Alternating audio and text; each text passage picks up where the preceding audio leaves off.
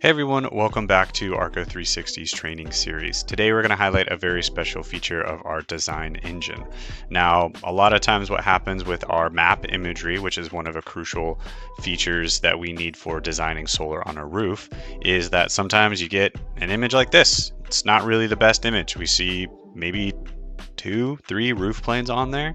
We don't have the whole image. So we can't really design a house based off an image like this.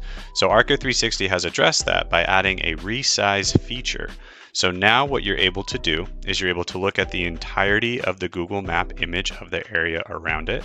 And we have this little box here that you can now stretch out to address the full size of the property you're looking at.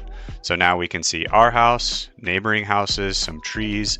This is really great for if you're doing a big barn area, or if you're in a commercial experience and you have a bigger area of the building that you need to cover. So this is really going to be helpful in those tight situations.